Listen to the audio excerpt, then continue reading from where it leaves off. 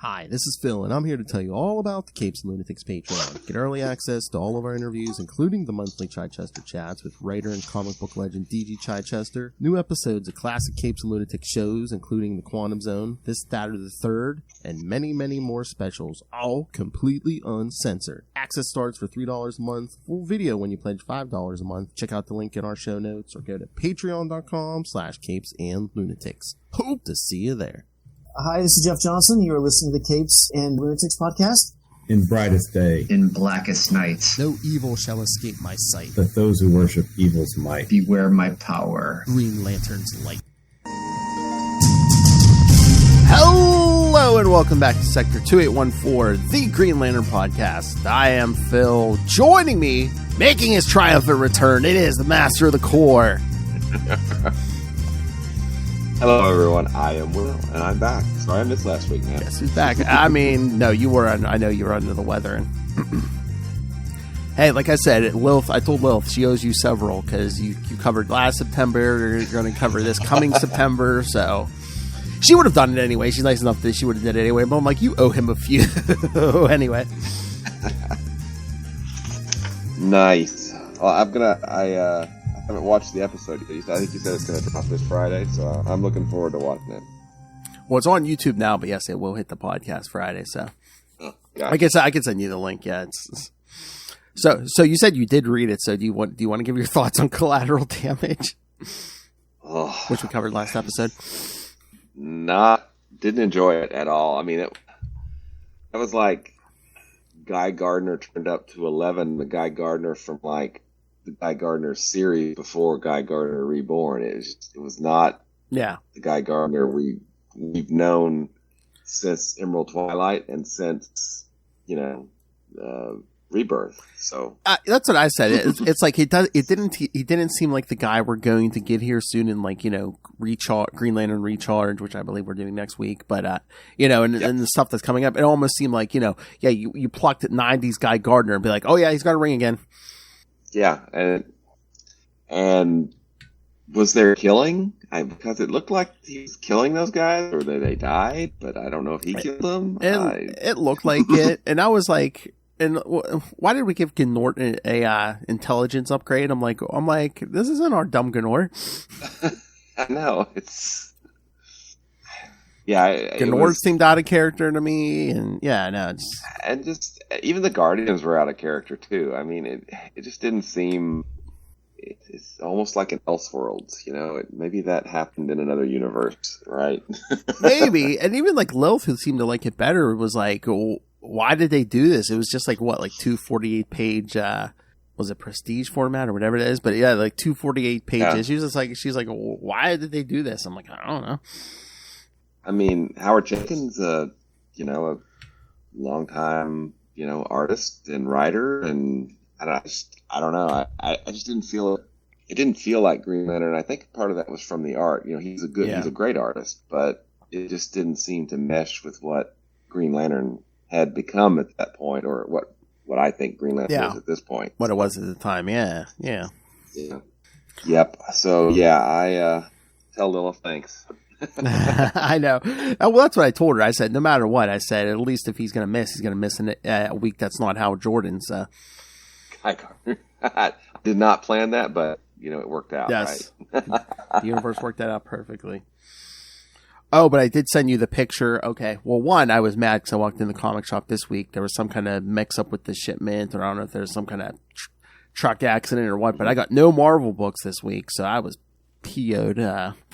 No, okay. But you got your DC books. I did get my DC books, including Unstoppable Doom Patrol number 3. With I think that's in my box. At least I hope it is. So we'll see. Yes, because it is. Yes, because as I just showed on the screen, yes, Kyle Rayner and Guy Gardner appear in this issue. Have you had a chance to read it? Yes, I did read it. It is good because they're basically just awesome. They're chasing this. Basically, a Starro, one of the little Starros has attached itself to some guy. And it's but Starro's not in full control. It's basically like a new life form. It's not the guy. It's not full Starro. It's like a mix of the two. Okay, that's interesting. So the Doom Patrol are trying to protect them, and Kyle and Guy are just like, no, we're in orders. We got to take them to O and stuff. And no, it's pretty interesting, and it's pretty humorous because as you see in the beginning, we see it. They're like in Reno, and guys basically like F the Doom Patrol are making us chase them and stuff. And Kyle's like, I don't know what they've been doing lately. He's like, because he was talking about stuff that happened in issue 1. He's like, Wally told me that they went into Gotham without like Batman's permission and stuff, and they were doing stuff in Gotham without Batman's permission. And then all of a sudden, guys like, maybe they're not so bad after all. Nice. Very nice. Yeah, so I thought that was very in character. Batman, my favorite. That is very in character. But Batman, when does this take my place? favorite character. You know what? I know what you're thinking, and it does. There is there's an editor's note on the first page that says this takes place before Green Lantern #1. So okay, so it's so before the Jeremy Adams #1. So that's all it says. It sometime between, I guess, sometime before it's Green Lantern #12 and then the Jeremy Adams #1, I guess, right? I would assume, yeah, because it just says before Green Lantern #1. So yeah, so before Earth goes into quarantine. Yeah, we did have a year where we didn't have a book, so there you go, right? Oh yeah, plenty of room. Plenty of room to throw all kinds of stories. I guess they weren't brave. I guess they weren't brave enough to tell us where this takes place, in relation to Dark Crisis. But I'll let it go. Yeah, we'll let that slide. Because even a lot of the Batman and Superman titles, I swear they're like doing like trade collections, and like before the story was before, it's like some of these stories were taking place before Dark Crisis. Now it's taking place after Dark Crisis. And it's like they don't even know. Yeah, continuity, right? Well, man, you start publishing more and more books, you're going to run into that. Unless you actually, sit down and like they used to think about it a little bit, right? Yeah. Like the greats used to, Yeah. Oh, that's like I was talking to Ray and Dave on Spidercast this morning, and Dave was like, he's like, if you can interview like any like creators who are no longer with us, who are deceased, he's like, who would you talk to? First name off the tip of my tongue, I was like, Grunwald. Yep. Yep. I'm always like, Grunwald. Then I was like, maybe Stan Lee, but I was like, Grunwald. Definitely Grunwald. Yeah, because Justin and I have been doing some. We're covering all the Evolutionary War annuals from 1988. Annuals. Yeah, and the backup is like the origin of the High Evolutionary. And like, there's a mysterious figure who gives him like info like towards the beginning of his career, but before the purple armor and all that. Mm-hmm. And like they never I guess they never come out and say who it is, because there's all people have been debating this for decades. It's like, is it Mr. Sinister? Is it what's the guy's name? It's like Fader or something, who's like part of the Inhumans Genetics Council or something. Oh yeah. Mm-hmm. And I'm just saying, but like these backups of the origin of the High Evolutionary, I mean, they're really good because like they name drop at least one known Marvel name each time. It was written by Grunwald, and I'm like, well, if it wasn't answered, it might never be answered because Grunwald was the one writing it. Exactly. And I have to ask you one question. There is one of those annuals. Are you going to do it? Oh, I don't know. We've been debating. I even said, I'm like, we should do the Elf annual. Yes, I know which one you're talking. Yes, but I have to go hunting for that because, man, I used to have that as a kid. I don't know if I still have that in storage somewhere or not. It's got the trade dress and everything. Yes, War I know. I'm gonna have to. I'm either gonna have to try to buy it again because it's not. Of course, it's not on the Marvel app, but it's Oh yeah. Yeah, I'm either gonna have to see if I have it in storage because again, 88. Yeah, I had it as a 10-year-old kid. I don't know if I still have it anywhere or not. Alf, Evolutionary War annual cross. That's so awesome. I know. Hey man, everyone who had a Marvel book pretty much has that. You know what? No, that is not true because we were saying it's so weird that. Sorry for your DC podcast here, kids, but it's like Evolutionary War. We were looking. It's like. There was no Captain America, Iron Man, or Thor annual. There was no Daredevil annual. We're like, man, there's some names missing from. Avengers and West Coast Avengers had annuals, but like none of the solo Avenger books had anything. Yeah, in Evolutionary War. It was kind of weird because Meanwhile, Spider-Man had 3. Yeah, after Evolutionary War, did they go to the family annual crossovers after that? No, the next year was Atlantis Attacks, and that's when the list really expanded, yeah. Yeah, okay. I mean, unless they were just testing the waters with Evolutionary War, because I think that was the first one that was like the whole, because then by Atlantis Attacks, it pretty much was everybody. Yeah, then after that, they started going to the family books. Yeah, Like Ghost in the Machine. What was the time? It was a Kang crossover? Oh, yeah. Was it Cross Time something, or... I can't remember, but because we're going to be doing a few of those too, because there was one that was a life form, where it's basically this creature that keeps mutating. It was like Punisher, Daredevil, Hulk, and Silver Surfer. Yeah. Yeah, sometimes they just threw a bunch of books together. Yeah, just one from here, one from here. Okay, we're good. Oh, yeah, there was one. Oh, what was it? Oh, the Von Strucker Gambit, because there was at least 1 or 2 parts written by our friend Chichester. It was like Punisher, Daredevil, and Captain America. Mm-hmm. Yeah, there's a lot of those annual crossovers that are just... I have a lot of them. Oh, yeah, late 80s, early 90s, man. Yeah, they really... Yeah. Speaking, I'll throw out the invitation. If you want to join us in July, Justin and I are going to be doing 2 episodes on Grunwald Captain America arcs. Oh, which arcs? Well, he picked 342 through 344 for some Serpent Society. So I'm like, all right, I'll join it. I'll pick 380 through 382 when they put Diamond back on trial. More Serpent Society stuff. Well, did you see they announced Captain America 4? I guess they might be doing some Serpent Society stuff, because supposedly they cast Diamond back. Oh, interesting. Uh-huh.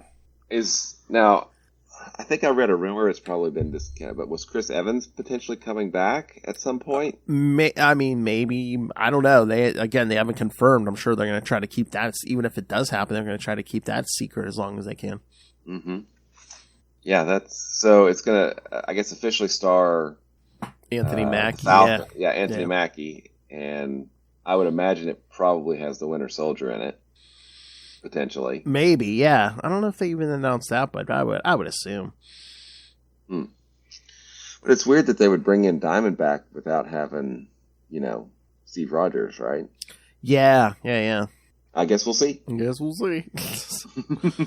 All right. Anything else, or should we talk some Rann-Thanagar War? Any other Green Lantern news? We had the Unstoppable Doom Patrol appearance. Yeah. Check. I don't think so.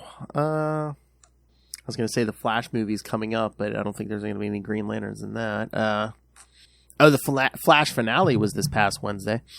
Oh, how did the series end up? It was decent. I mean, considering what they only had 13 episodes this season, and just what they've been doing the last few seasons. I mean, it wasn't bad. Cool. Yeah, I think the last I watched of it was season 2. So oh my! It's been a while. Yeah. Yes, it ended on season 9. So yes, you have. Yeah, I have a few seasons to catch up on. And Lois and Superman and Lois is still good. So yeah, I need to catch up on that too. I haven't. They're on season 3 now, right? They just started. Yes, season 3. Yeah. Okay. We haven't watched season 2 yet, so I need to get on that as well.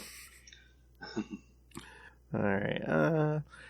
Yes, as I said, it's 1989 all over again. Yes, Michael Keaton's going to be Batman again, and there's an Indiana Jones movie coming out at the end of June. So it's 1989 all over again. I have such hopes for that, because I mean, to my core, I love Indy so much.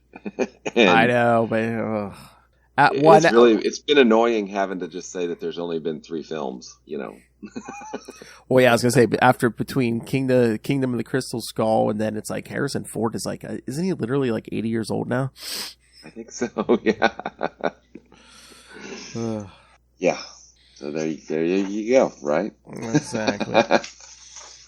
All right. So, like I said, yeah, we'll talk some Rann-Thanagar War. I just basically have an overall plot for it. Then we can just like kind of swoop in and talk about details and stuff. But sounds good. Okay. this is weird. Okay. Kids, this was a 6-issue limited series from July through December 2005.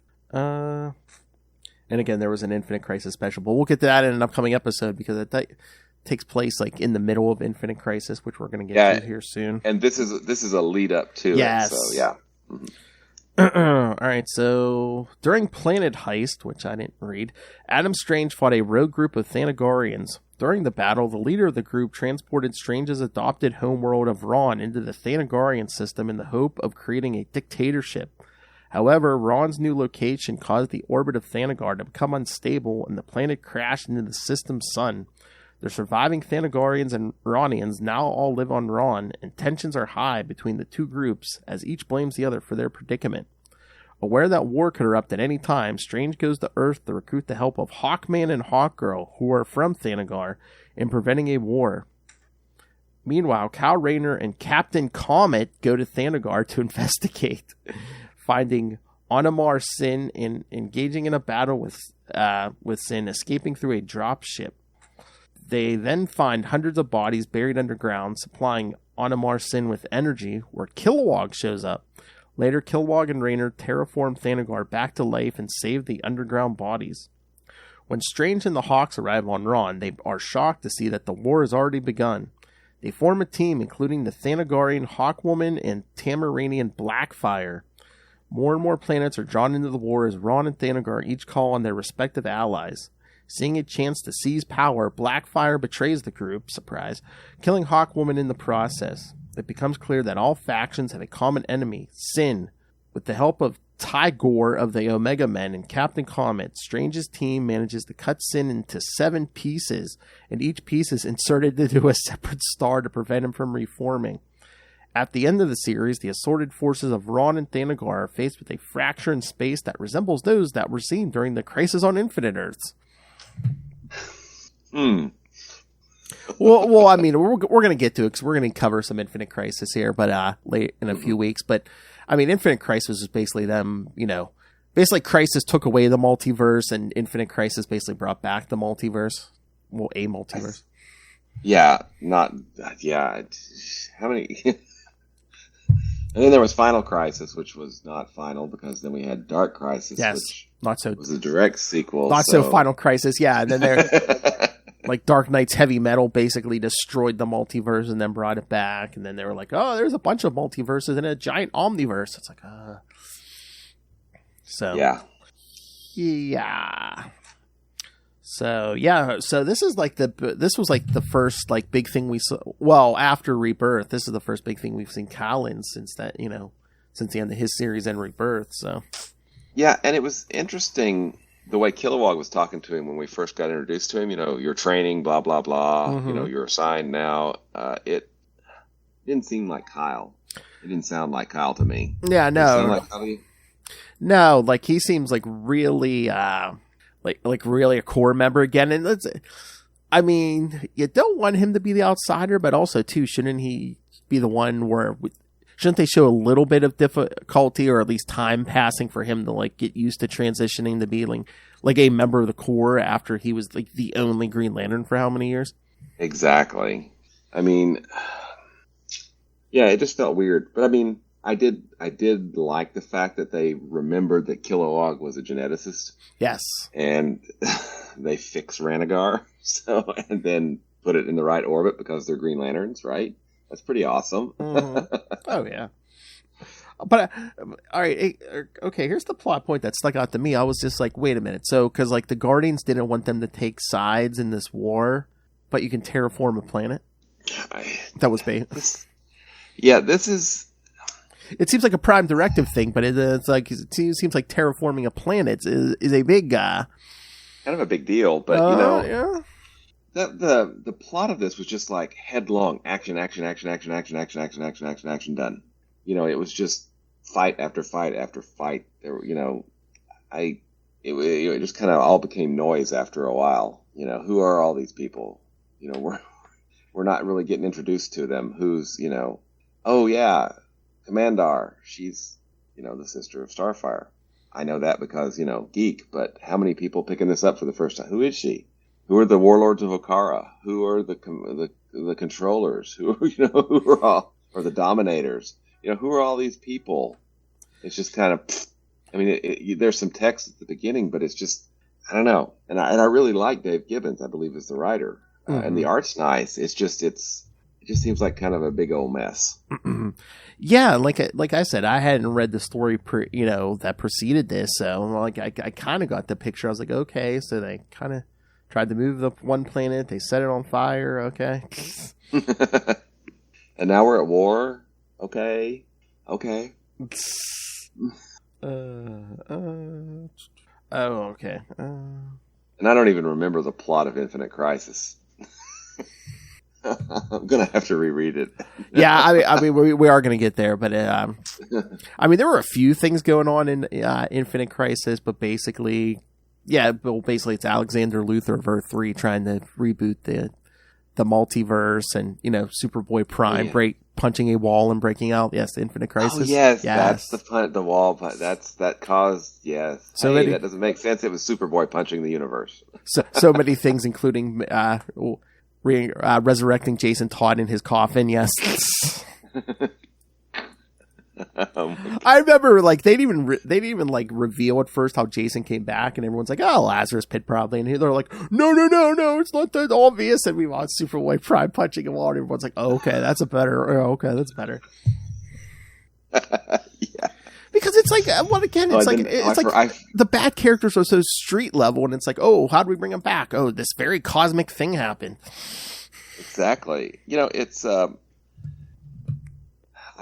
we're getting to a point that I had kind of forgotten, but there's a certain bloodthirstiness in a lot of these stories for the next several years. Superboy's ripping people's arms off, and it's kind of over the top.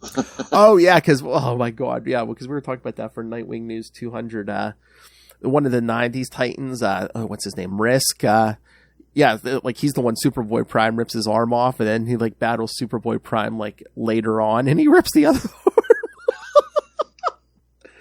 That's just not cool. I know now that's just repeating yourself. Come on. But I mean, the Green Lanterns don't have a lot to do in this. They do save, Thanagar and the people on Thanagar, the remaining people on Thanagar.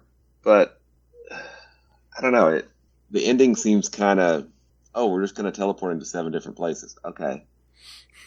Why didn't we think of that before? Why did all these people have to die? And there's lots and lots and lots of people dying, across this. And then I guess that's the whole point of what all these miniseries they put out at the time were, but it's basically like, oh no, it's not even ending here. Go check out Infinite Crisis. Something else is popping up. Yeah, I mean, I really like Adam Strange. I've always kind of liked him because he's thinking. He's always thinking. There's that great JLA arc, where he has to convince these telepathic aliens he's insane to save his planet, basically, which is pretty awesome.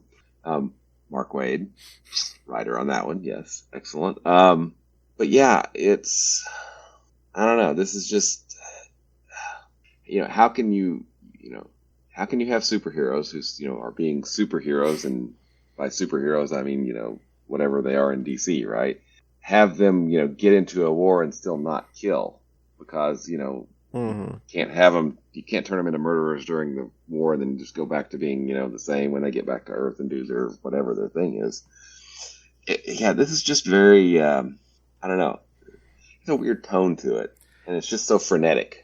And and again, it's so weird. I mean, I know that we've done this over and over, but it's like the Guardians telling Kyle and Kilowog not to take sides and stuff, and it, basically just trying to save lives. I'm just like, okay, so it's almost like we're doing a Prime Directive, but at this point, aren't we really focusing, which isn't even our favorite thing, but them being the police force of the universe. So it's like, are you Starfleet or are you cops? Pick one. What are you? Yeah, you can't have it both ways. And I think now, who did Jeff Johns write Infinite Crisis? Yes, I'm pretty sure. Okay, double check here. I think the problem I have with Guy Gardner Collateral Damage and the Green Lanterns in this title are that they're not. I don't feel like Johns had direct control over those. Mm-hmm. So that's why they don't feel like, the Jeff Johns Green Lantern stuff that's going on, for the first 5 issues that we've gone through and the Secret Files and Origins. Oh yeah, Infinite Crisis #1. I just looked it up. Yes, Jeff Johns, writer. Okay. Somebody's going to lose an arm in that, I bet. Dude, you're not bad-mouthing Jeff Johns, are you? He brought your boy back. I know, but there's just... Oh, you know why we might be prejudiced against the Rann-Thanagar War? Oh, wait, hold on. Because it was in other media, elements that were adapted into the movie Green Lantern, Beware My Power. Which we did discuss as being not awesome for any of the characters involved. Not even for Jon Stewart, who it was, ostensibly about. But, yeah. Oh, wait a minute. I never even read this one. I guess was there like a follow-up in May 2008. An 8-issue limited series entitled Rann-Thanagar Holy War began publication. Oh, I don't think I've read that. I haven't read that either, but it said it was written by Starlin and art by Ron Lim. So maybe I bought it and just didn't read it. I don't know. I'll have to look around for that one. Yeah, because it's Ron Lim. I have to look that up because maybe we'll hit that because if there's any Green Lanterns in it. But yeah, but I thought it was interesting because they used the Green Lanterns, but they kept them pretty much off the board. Yeah, over at Thanagar, and they used the rings to build an atmosphere and then terraform part of a planet that had been pretty much sterilized because it passed through the corona of the sun, right? Mm-hmm. So. And then I believe Kilowog mentioned something about orbital dynamics, about basically pushing it out into a higher orbit. Yeah. Which is cool. And, if you have enough willpower, a Green Lantern ring should be able to do that, right? Mm-hmm. And I mean, I guess with 2 different writers, it gets, stuff gets mixed, but it's like, the Guardians seem like like I said, once again, not to harp on it, but the Guardians really seem dead set about Kyle and Kilowog not picking sides. But that guy Gardner Collateral Damage, I mean, guy's basically trying to broker peace and, punch and stuff. And I'm just like, really? Yeah, I'm kind of so we start with Rebirth. And then we get the first 5 issues, and then we kind of drop off, I think, a little bit in quality with Guy Gardner and Rann-Thanagar. Hopefully we'll trend back up next week a little bit. I mean, I don't know if people were just excited because they had a Green Lantern Corps to play with again, but... Yeah, but it doesn't seem like it really meshes with, what we see. Well, we still have Green Lantern Recharge coming up, and I think that really establishes the core, whereas... Collateral Damage and Rann-Thanagar War are kind of side stories, whereas Recharge reestablishes the core, and then we have an ongoing core book after that, which is really great. Oh yeah, that's what I'm saying. Like the Guy Gardner we got in Collateral Damage is not the Guy Gardner we're about to get here. No, and he gets to go through a lot of character growth. I mean, he as a Red Lantern for a while. We're talking New 52 stuff going down, where he actually leads the Red Lanterns for several issues with Supergirl as a Red Lantern. Oh yeah, like I said, I just discovered that not too long ago. Like I didn't read a bunch of that, but yeah, I really. I've read about it, but I've not read it, so I'm looking forward to it. Yeah, some of the early ones, like when he teams with Simon and stuff. Yeah, those are good. Mm-hmm. So, yeah, because I mean, there wasn't we weren't overwhelmed with Green Lantern stuff in this story. Because I mean, the Hawk people basically. Mm-hmm. Adam Strange and the Hawk people got their time to shine in this. Yeah, and I'm going to go some deep nerdery here. You're going to have to correct me if I screw up. I'm not used to that from you. Shayera Hall was the Silver Age Hawk woman or Hawk girl that were Thanagar spies that came out during Crisis, is that right? Or Invasion? It might have been Invasion because it's like I think it's like you had like Silver Age Hawkman and Hawkwoman after Crisis. The history was so changed where it's basically like because you had Hawkworld. Yeah, when you get to Hawkworld, they're basically like, oh yeah, these 2 are Thanagarian spies or something. Yeah. Yeah. So they kill her off kind of unceremoniously, just We're going to tidy up that little bit of continuity that nobody will ever remember and mention again. Well, I mean, there was such a bloody mess, just with Hawk men and Hawk girls and Hawk women, and just that's why Jeff Johns just went the reincarnation route. Yeah. And actually, his Hawkman book that he wrote, I think it was kind of termed Conan the Librarian, because you had Hawkman being kind of a barbarian, but he has all this knowledge, right? I mean, he's basically Conan with wings. I mean, he's a bare chested, almost looks like a barbarian with swinging a mace or whatever. Yeah. Great series, great art. Was it Rags Morales that did the art on that? I'd have to look it up to be sure, but I think that was a really, really good series. Mm-hmm. Now, did that come?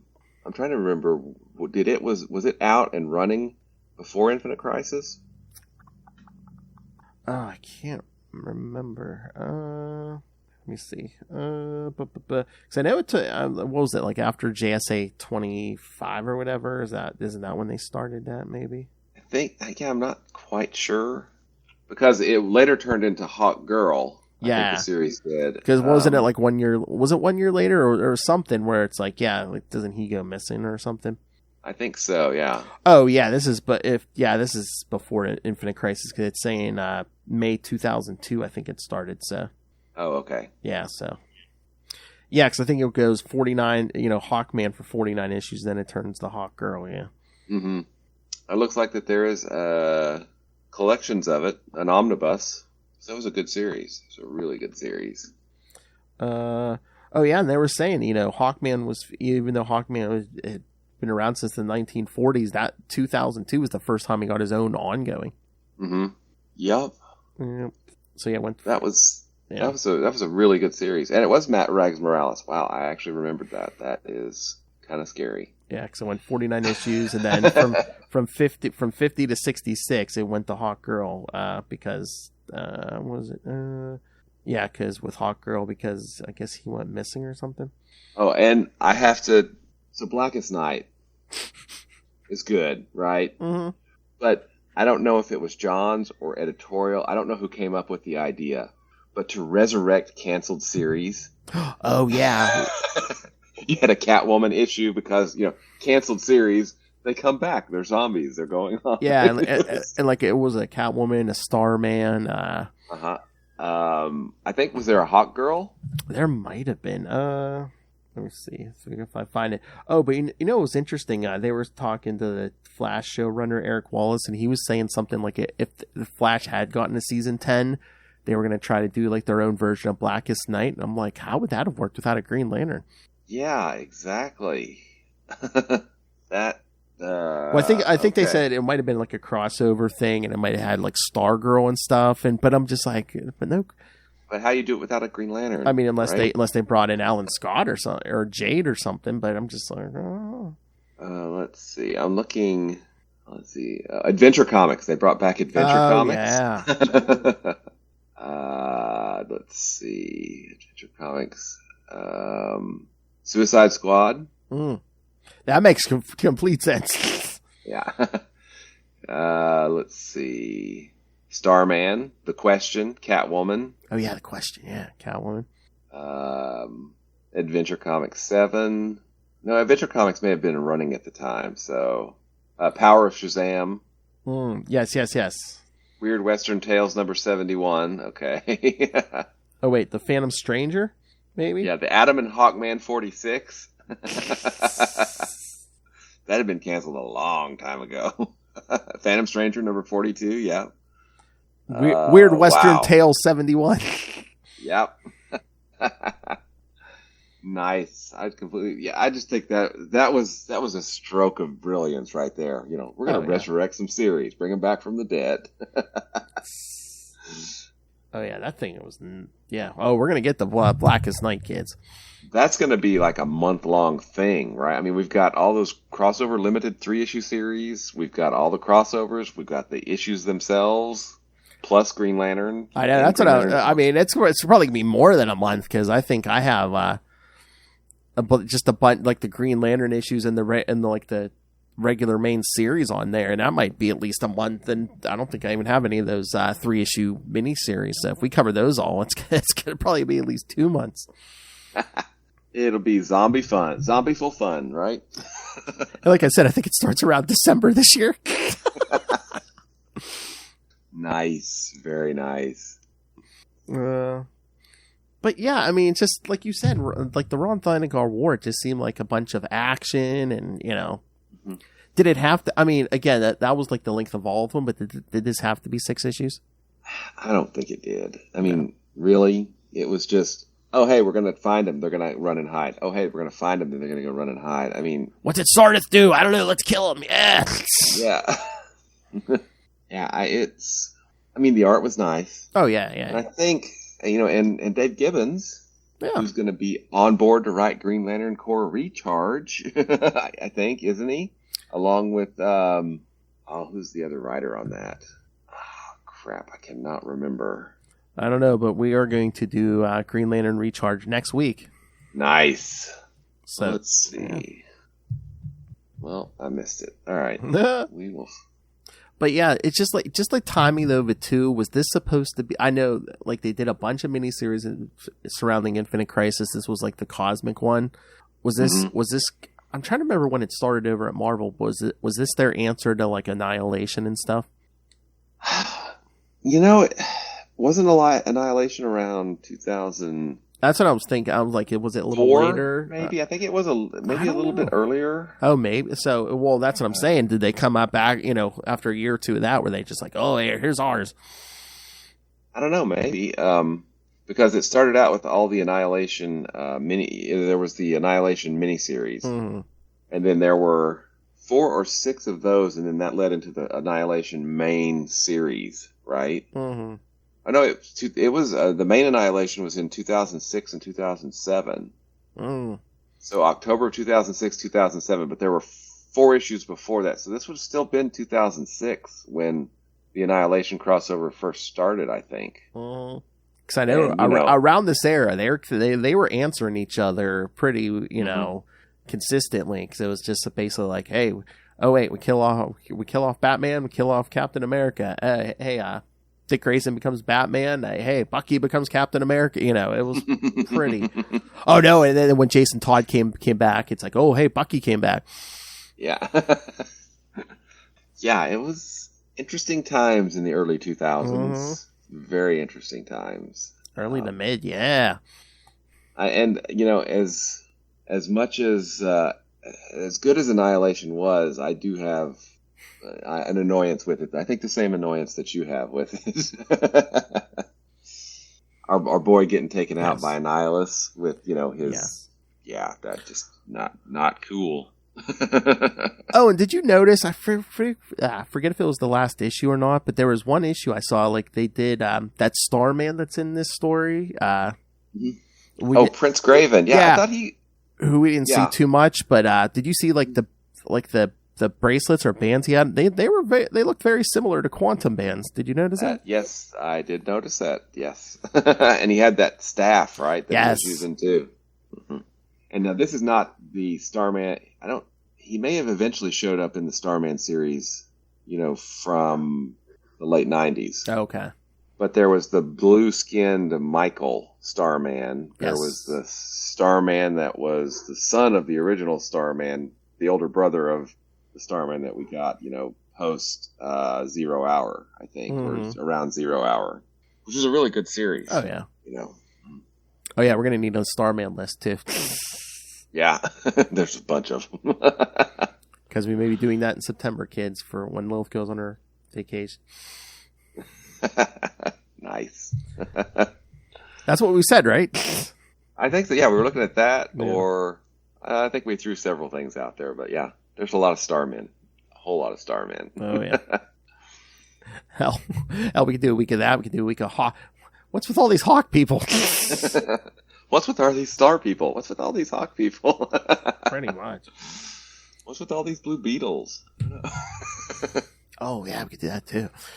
Oh yeah. But the story wasn't bad, but besides terraforming the planet, would the story have changed that much if we had taken Kyle and Kilowog out of this story? I think you could have basically said that what's his name was just going to feed on the ship, and he didn't have all those people there, and then completely excise that whole subplot from it, and the story wouldn't really have changed much at all, except for the fact that Thanagar is now at a safe orbital distance and has people on it, and I don't know if that matters or doesn't matter or what, but because we never really see. It's just lots of fighting. We don't ever see how what are they fighting for? Who are they fighting for? It's just fight. Yeah, I mean, it's just, I don't know, it almost seems like they were just like, oh, hey, the Green Lantern Corps is back. Hey, we have a cosmic story. Let's throw some Green Lanterns in here, because there should be Green Lanterns in every cosmic story. And two, let's remind people that the Corps is back. Yeah, and I think that's a good thing. It's yeah. And I've always felt like the Green Lanterns never really got to participate in these big company-wide crossovers, the Corps, because after Crisis, there was 0 Hour, right? And yeah, but it's like between Crisis and 0 Hour, I mean, the Corps is pretty old, pretty decimated, too. Yeah, exactly. And so, this is the first one where they actually get to participate some, and then they get to participate some in Final Crisis, and then finally they lead the crossover with, post Sinestro Corps War, we get the full unlaunch of Blackest Night, which is the company-wide that's because of the Green Lantern. So, yeah, I mean, it's cool to see him here, but, was this series absolutely necessary? I mean... From a Green Lantern perspective, no. No. From a lead into Infinite Crisis, was it even necessary? I mean, you could have just summarized it in a few, oh yeah, this happened. Okay. I mean, I don't know.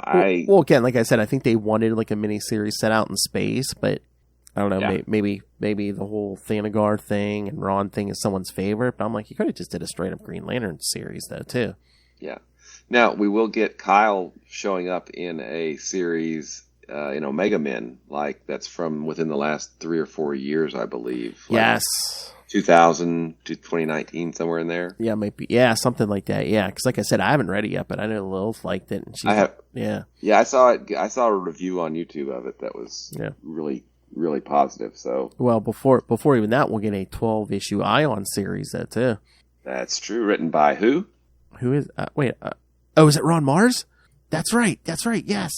Friend of the show, Ron Mars. I'd completely forgotten about that. Yes. Now I'm looking even more forward to it. This is Ron Mars. You are listening to the Capes and Lunatics podcast. Yes. Because that's a lead into Sinestro Corps War, I think, right? I think so. Mm-hmm. I'm trying to remember. That's not like far away. 1, 2, 5. Like 6 episodes from now, we'll be starting Ion. Because, I broke it up, but should that be another excuse to contact Ron Mars again? I don't know. I mean, we chatted with him about his, kind of an overview of his run on Green Lantern, and then the final 6 issues. So, which was a lot of fun, and having Dan on as well. I mean, that was a really fun episode. Really fun episode. I mean, we've bugged them twice already, but I mean, I always like that when like your favorite creators, they are nice. The ones that are nice people too. It's just like, oh, thank God. Yep, absolutely. That's all I got, man. Okay, I was gonna say, I know. Rann-Thanagar War, I know. All right, so yes, like I said, next week we're gonna do Green Lantern Corps Recharge, the 6-issue mini. So should be better. It's gonna be awesome. Yes, that's a great series. And then in 2 weeks we're gonna do Infinite Crisis #1 and Green Lantern 7 and 8. So. So we're gonna need to put in that Infinite Crisis Rann-Thanagar War special. Well, the episode after that we're gonna do Infinite Crisis 2 through 7, which is the rest of the issues. Yeah, and the Rann-Thanagar thing will be in the middle of that. So. All right. Awesome. Cool. Yep. Very cool. Yep. All right, so send us your thoughts, and hey, if you can defend Rann-Thanagar War, hey, send us an email. Tell us how much you love it. Email us CapesandLunatics@gmail.com or call the voicemail 614-382-2737. That's 614-38-CAPES.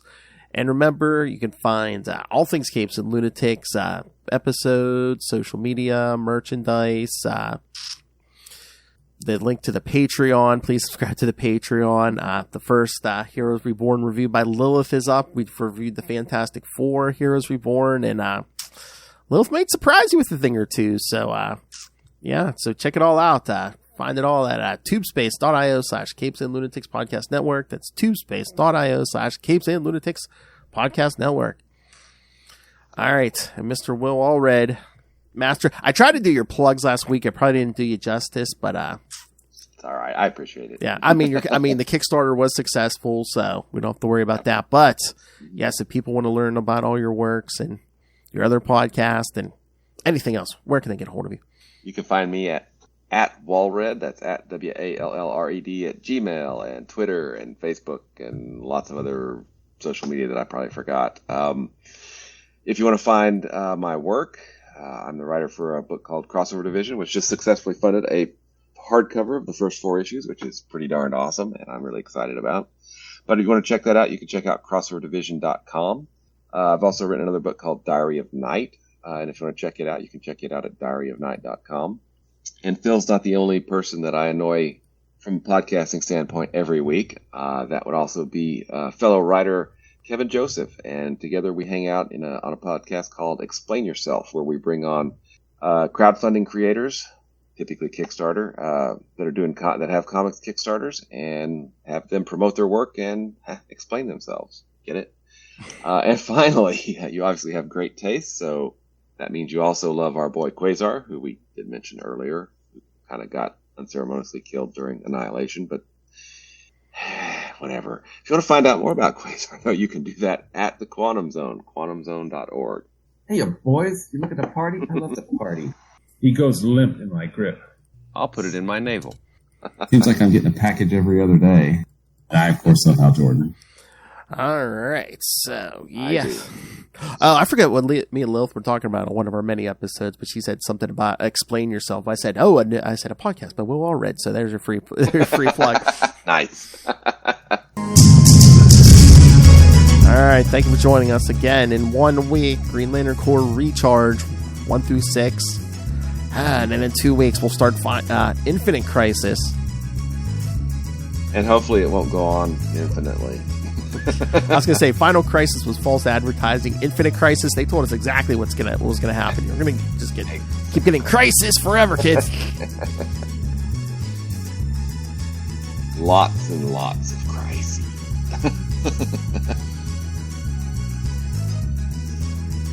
Good boy, punch the wall, kids. All right, come back next time, and remember, treat your neighbors well, kids. Otherwise, you have to ran away. Good night.